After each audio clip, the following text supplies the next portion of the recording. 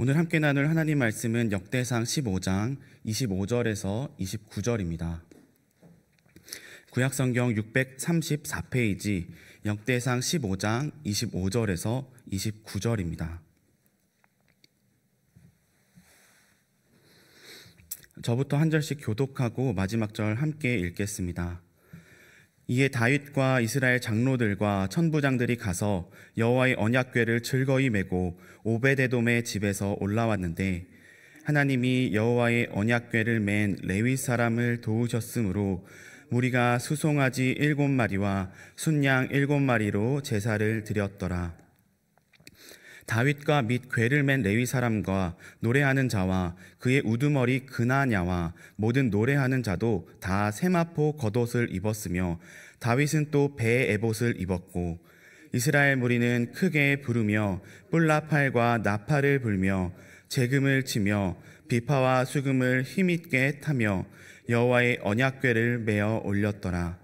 여호와의 언약궤가 다윗성으로 들어올 때에 사울의 딸 미갈이 창으로 내다보다가 다윗 왕이 춤추며 뛰노는 것을 보고 그 마음에 업신 여겼더라.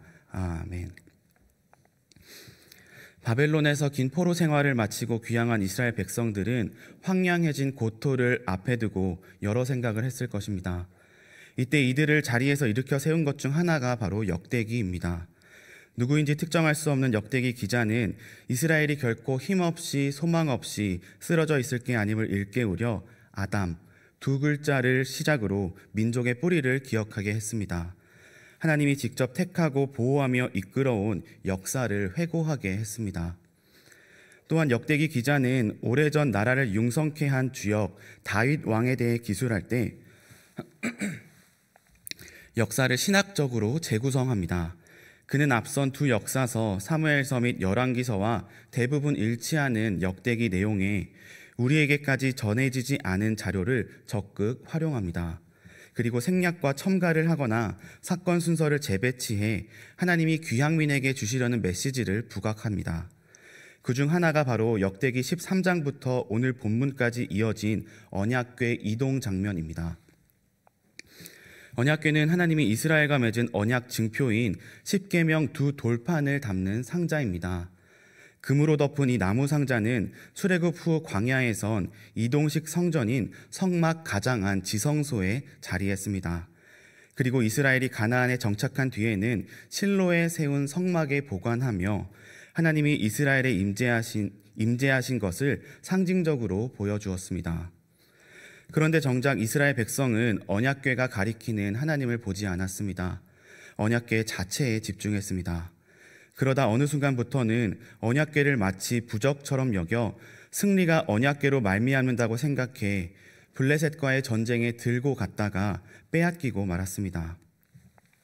다만 하나님 역사로 언약궤는 기적적으로 이스라엘에 돌아왔습니다. 그리고 그때부터 언약궤는 실로의 장막이 아닌 예루살렘에서 약 15km 떨어진 마을 기럇 여아림에 자리 잡았습니다. 역대기 기자는 독자들이 익히 아는 이 배경을 기술하지 않습니다. 대신 마침내 이스라엘에 뜬 별 다윗이 가장 먼저 한 일로 이 언약궤를 왕궁에 안치한 일을 소개하며 예나 지금이나 이스라엘은 온 우주의 왕이신 하나님 다스림을 받는 신정 국가라고 선포합니다. 아울러 하나님의 언약이 여전히 유효하다는 메시지도 전합니다. 하지만 이런 맥락에서 시작한 언약궤 이동이 순탄치는 않았습니다. 처음에 다윗은 마음속 못다 감춘 동기 때문인지 언약궤를 블레셋의 방식으로 운반하려 했습니다. 오늘날 최고급 세단에 해당하는 화려한 새 수레에 싣고 정예병사 3만을 동원해 호위하며 말입니다. 이때 이런 모양새는 결코 하나님께 합당하지 않았습니다. 하나님이 이스라엘을 보호하십니다. 사람이 창조주를 보호하는 건 분수를 모르는 일이며 하나님보다 자신의 영광을 앞세우려는 듯한 저희가 의심스러운 행동입니다. 수레를 끌던 소들이 날뛴 건 당연한 결과였습니다. 하나님은 이러한 주객전도를 용납하지 않으시기 때문입니다. 그렇게 다윗의 계획은 잠시 멈추었고 석 달이 흐릅니다. 이 기간 다윗은 자신의 방법이 무엇보다 마음의 동기가 잘못되었음을 깨달았습니다. 그리고 이제 비로소 하나님이 정하신 방법으로 하나님 앞에 부복하며 언약궤를 옮깁니다. 언약궤를 어깨에 맬 아론 자손과 레위 사람을 모으고 찬양대를 조직해 하나님만 높이는 의식, 예배로서 언약궤 이동을 다시 시작합니다. 그렇게 오랜 시간 시골 마을에서 먼지만 쌓여가던 언약궤가 다시금 빛을 발하는 순간을 성경은 이렇게 증언합니다. 오늘 본문 25절과 26절입니다. 이에 다윗과 이스라엘 장로들과 천부장들이 가서 여호와의 언약궤를 즐거이 메고 오베데돔의 집에서 올라왔는데 하나님이 여호와의 언약궤를 맨 레위 사람을 도우셨으므로 무리가 수송아지 7마리와 순양 7마리로 제사를 드렸더라.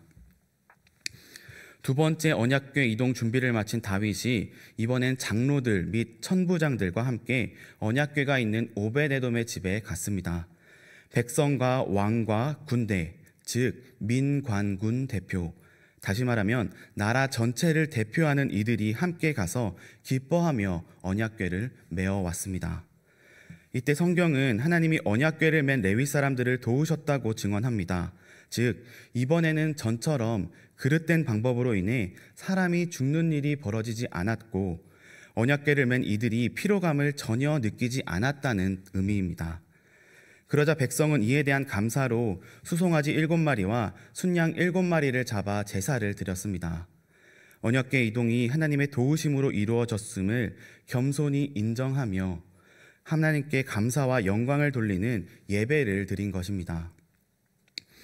이 과정 속 적어도 한 사람은 겉으론 웃고 있어도 속으론 조마조마한 마음에 떨었을 것 같습니다. 바로 다윗입니다. 하나님 말씀에 순종하며 준비했는데 과연 이번 방법은 하나님께 합당한지, 석 달 전 비극이 재현되지 않을지는 레위 사람들이 걸음을 떼기 전까지는 알 수 없었기 때문입니다. 사무엘하 6장은 이 장면을 궤를 맨 사람이 6걸음을 갔을 때 다윗이 제사를 드렸다라고 기술합니다. 긴장을 늦추지 않은 다윗이 고개를 돌리지 않고 이 모든 과정을 똑똑히 직시했음을 암시합니다. 그리고 모든 모습을 본 다윗은 그 누구보다 먼저, 그 누구보다 뜨겁게 하나님께 감사를 드렸을 것입니다. 이처럼 가장 생생한 감사는 하나님이 하시는 일을 주목하는 자가 받는 선물입니다. 그러니 오늘 내 삶이 건조하고 지루하다면, 또는 바라던 일이 언제 이뤄질지 몰라 좀처럼 답답해 생기를 잃어간다면 하나님께 주목하십시다. 그리고 하나님이 허락하신 그 자리에서 걸음을 떼십시다. 그때 우리는 볼 것입니다. 하나님이 우리에게 어떻게 일하시는지, 또 우리가 하나님을 기억하며 애쓰는 작은 몸짓을 하나님께서 어떻게 예배로 흠양해 주시는지를 말입니다. 이러한 은혜 누리는 모든 교우님 되시기를 축원합니다. 한편 이날 다윗이 언약궤를 옮기려고 준비한 건 비단 예배에 합당한 사람들과 마음가짐뿐만이 아니었습니다. 본문 27절과 28절입니다. 다윗과 및 궤를 맨 레위 사람과 노래하는 자와 그의 우두머리 그나냐와 모든 노래하는 자도 다 세마포 겉옷을 입었으며 다윗은 또 배의 에봇을 입었고 이스라엘 무리는 크게 부르며 뿔나팔과 나팔을 불며 재금을 치며 비파와 수금을 힘있게 타며 여호와의 언약궤를 메어 올렸더라. 다윗과 궤를 맨 레위 사람들, 그리고 노래하는 자 등 언약궤 이동에 참여하는 모든 이가 세마포 겉옷을 입었습니다. 세마포는 레위인들과 제사장들이 제사 드릴 때 입는 옷입니다. 이 역시 다윗이 이 일을 제사, 즉 예배로 여겼다는 의미이고, 동시에 이 일을 진중한 자세로 세심히 준비했다는 걸 보여줍니다. 그리고 성경은 다윗이 배의 에봇을 입었다는 걸 콕 집어 밝히는데, 이는 어느새 다윗이 왕만 아니라 제사장 역할까지 감당했다는 걸 알려줍니다. 실제로 역대상 16장에서 다윗은 대제사장처럼 백성에게 축도까지 합니다. 이 모습을 두고 사울을 떠올리는 분이 계실지 모르겠습니다. 사울이 하나님 허락 없이 율법을 어기면서 제사장 노릇하는 바람에 하나님께 버림받지 않았냐는 의문과 함께 말입니다. 일전에 사울은 전쟁을 앞두고 사무엘을 기다리다 그만 조급한 마음에 자신이 직접 번제를 드렸습니다.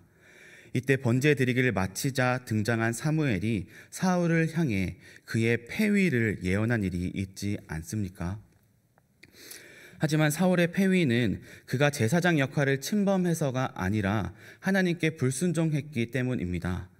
오히려 다윗만 아니라 솔로몬도 그리고 이어지는 이스라엘 역사 속 여러 왕은 때로 후한을 두려워하지 않고 제사장 역할을 감당했습니다. 이를 통해 새삼 깨닫게 되는 건 하나님이 중심을 보신다는 사실입니다. 중심이 오직 하나님을 향한다면 하나님께 온 마음과 정성을 드리는 데 맞춰 있고 이를 위해 전심으로 세심한 준비까지 아끼지 않는다면 하나님은 그 중심을 보시고 기뻐 받으십니다. 그리고 그때 예배자는 하나님이 받으신다는 확신에 마음이 기쁨으로 가득 찹니다.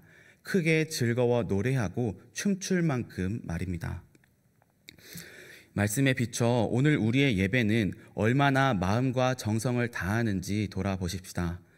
물론 하나님은 상한 마음을 가지고 있는 모습 그대로 나와 드리는 예배도 다 받으십니다. 그때는 나아온 그 예배자를 가여워하시고 감싸 안고 덮으며 위로해 주십니다. 역시 중심이 중요합니다. 말씀을 기억하며 오늘 예배자로 사는 나의 마음의 중심을 돌아보며 부족한 부분을 발견하고 채우는 은혜에 누리기를 소망합니다. 한편 돌아온 언약궤로 인해 마치 국가 경축일처럼 온 나라가 기뻐하며 떠들썩한 이때, 동시에 온 백성이 함께 마음을 모아 하나님을 예배하는 이때 다수와 조금 동떨어진 마음을 가진 이가 있었습니다. 본문 29절입니다. 여호와의 언약궤가 다윗성으로 들어올 때에 사울의 딸 미갈이 창으로 내다보다가 다윗 왕이 춤추며 뛰노는 것을 보고 그 마음에 업신 여겼더라. 이제 언약궤가 성문을 넘어 다윗성 안으로 들어왔습니다. 그때 사울의 딸이자 다윗의 본처인 미갈은 행렬에 없었습니다. 미갈은 점점 가까이 오는 언약궤와 그 옆에 있는 남편을 창을 통해 내다봤습니다. 그리고 그때 사람들 기쁨에 동참하지 않고 다른 생각을 했습니다. 저기 춤추며 뛰노는 왕, 내 남편이 참 하찮다고 말입니다. 어쩌면 이때 미갈의 안중엔 언약궤는 있지도 않았을 것입니다. 역대기 기자가 그녀를 다윗의 아내가 아닌 사울의 딸이라고 호칭하는 데서부터 그녀가 부친이자 선왕 사울처럼 언약궤를 소홀히 여겼다는 걸 암시하기 때문입니다. 자연히 미갈에게 이 축제, 이 예배는 이웃의 요란한 소음에 지나지 않았습니다. 또한 그녀는 다윗이 입은 거룩한 옷과 그가 발산한 영적 희열에 눈이 가려져 있었습니다. 그녀의 시선은 다윗이 춤추다 노출한 속살에 그 거칠애와 체면을 향했습니다.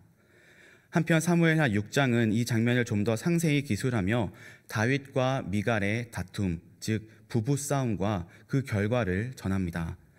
하지만 역대기는 거기까지는 밝히지 않고 언약궤의 입성 과정 소개를 여기서 마칩니다. 여기까지 오늘 본문을 살필 때 우리가 얻는 교훈은 무엇이겠습니까?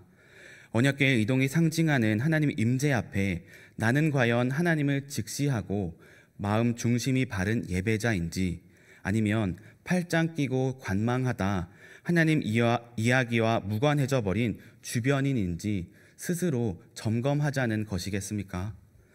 그렇게 내 영혼을 향해서도 창문을 열고 자신을 들여다보며 바른 예배자로 거듭나자는 것 말입니다. 이런 교훈을 얻고 오늘 새벽 묵상을 마쳐도 분명 우리에게는 적잖은 유익이 있을 것입니다. 그리고 전보다는 조금 더 성장한 예배자가 되어 있을 것입니다. 다만 오늘 성경을 덮기 전 조금 더 생각하면 좋을 게 있습니다. 왜냐하면 오늘 본문을 읽을 때 새삼 발견하는 흥미로운 점이 있기 때문입니다. 바로 본문의 첫 독자들, 이스라엘 귀향민들에게는 언약궤가 없다는 사실입니다. 나아가 어쩌면 이들 대부분은 언약궤를 본 적도 없는데 언약궤 없이도 우상의 나라 바벨론에서 70여 년, 아니 그 이상의 긴 시간 동안 예배를 잘 드렸다는 사실입니다. 성경에서 언약궤는 유다 요시야 왕 때 이후 등장하지 않습니다. 이후 유다가 멸망하며 성전이 무너질 때 언약궤도 같이 훼손되었는지 누군가 탈취해 갔는지 알 길이 없습니다. 그리고 귀향민들이 새 언약궤를 만들었다는 기록도 없습니다. 그런데 오늘 본문만 아니라 지난 역대상 13장부터 오늘 본문까지 역대기 기자는 방치된 언약궤가 돌아오는 과정을 사무엘서에서보다 더 자세히 기술합니다. 왜 그렇다고 생각하십니까? 이스라엘 백성이 바벨론에서 포로로 살다 예루살렘으로 돌아올 때까지 기간을 보통 하나님 예언을 인용해 약 70년으로 삼습니다. 남유다 멸망과 1차 귀환을 기준 삼으면 50년 정도이지만 첫 포로민이 발생한 때로부터 3차 귀환 때까지 시간인 약 160년 정도입니다. 짧게는 50년에서 길게는 160여 년 만에 고향에 돌아온 백성들입니다. 이때 본문 속 언약궤는 몇 년 만에 자기 자리를 찾았습니까? 사무엘상 7장 기록을 인용해 20년이라고도 보지만 많은 학자는 70년 이상이라고 말합니다. 우리나라 고려신학대학원 박우택 은퇴 교수는 적어도 102년 이상이라고까지 말합니다. 즉 정리하면 이렇습니다. 100여 년 만에 돌아온 백성이 100여 년 만에 돌아온 언약궤의 기사를 읽습니다. 이때 이들이 어떤 생각을 했겠습니까? 언약궤에 자신을 이입하지 않았겠습니까? 분명 하나님을 상징하던 언약궤입니다. 그러나 이제는 그것이 자신들을 가리킵니다. 그렇다면 귀향민들은 본문을 통해 긴 인고의 시간이 흐르는 동안 어느새 하나님이 자신들과 연합해 계신다는 것까지 깨달았을 것 같습니다. 또한 언약궤 안치를 기점으로 시작한 다윗 왕궁의 융성함을 기억할 때 하나님과 연합한 자신들이 지금은 비록 황량한 땅에 서 있을지라도 분명 옛 영광의 재현만 아니라 뛰어넘는 회복이 있으리란 소망까지 품지 않았겠습니까? 하지만 한편으론 이는 완벽한 꿈은 아닙니다. 아직 미갈이 남아있기 때문입니다. 이 연합을 불편해하는 이가 공동체 안 혹은 각자의 내면에 남아있다는 걸 성경이 짚기 때문입니다. 그러니 이들은 분명 더 완벽한 언약궤가 도래함으로 더 온전한 하나님과의 연합이 생기고 그때에야 비로소 진정한 회복이 있음을 깨닫고 대망했을 것입니다. 그리고 오늘 본문을 하나님 편에서까지 생각해 보십시다. 역대기 기자에게 성령님을 통해 영감을 주실 때 하나님은 어떠하셨겠습니까? 언약궤보다 더 사랑하는 백성의 귀향을 보며 기뻐하지 않으셨겠습니까? 그러나 그때 하나님께 얼굴이 있다면 입은 지그시 웃어도 눈은 눈물을 흘렸을 것 같습니다. 왜냐하면 백성도 조금은 눈치챈 완전한 언약궤를 하나님이 보내지 않을 수 없음을 아셨기 때문입니다. 하지만 그 완전한 언약궤는 본문처럼 사람들 어깨에 매어 높이 들리고 왕궁 안전한 곳에 안치되지 않을 것도 아신 하나님입니다. 그 언약궤는 못으로 십자가에 박혀 들릴 것이고 음부 깊은 곳까지 가게 될 걸 아셨습니다.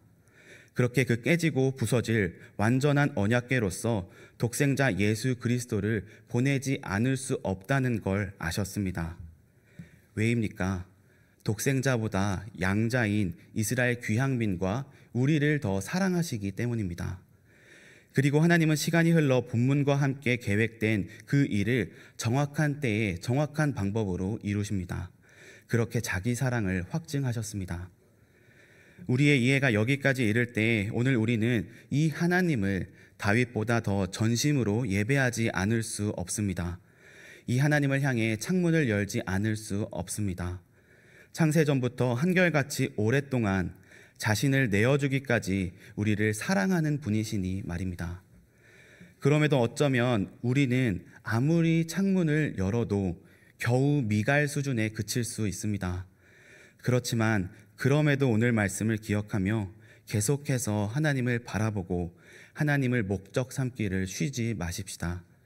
미갈의 경솔한 말도 역대기에서 덮으신 하나님이 오늘 우리의 죄악도 덮으시고 안아주시고 싸매주시고 회복하실 것이기 때문입니다. 그러니 말씀을 기억하며 오늘 이 하루 하나님을 향해 창문을 여십시다. 그리고 깨어진 언약궤인 주님과 연합한 우리의 정체성을 기억하십시다. 그때 우리가 살아갈 오늘 이 하루가 하나님 궁정에서 사는 한날임을 깨닫고 기쁨을 한껏 누리게 될 것입니다. 기도하겠습니다. 하나님 아버지, 오늘 말씀을 통해 우리가 하나님을 향해 마음의 창문을 열지 않을 수 없는 이유를 들려주셔서 감사합니다. 황량한 고토에 선 이스라엘 백성처럼 죄로 어두운 세상에 두 발 딛고 사는 우리입니다. 그러나 하나님은 우리에게 깨어지고 부서졌지만 다시 산 완전한 언약궤인 예수님을 보내셨고, 우리가 그 언약궤와 연합케 함으로 우리를 구하십니다. 그러니 말씀을 기억하며 하나님을 향해 다시금 창문을 열고 눈을 들어 바라봄으로 우리의 오늘 하루가 그리스도 예수님과 함께 하나님 궁정에서 사는 한날임을 알고 기쁨과 감격을 한껏 누리게 하옵소서. 예수님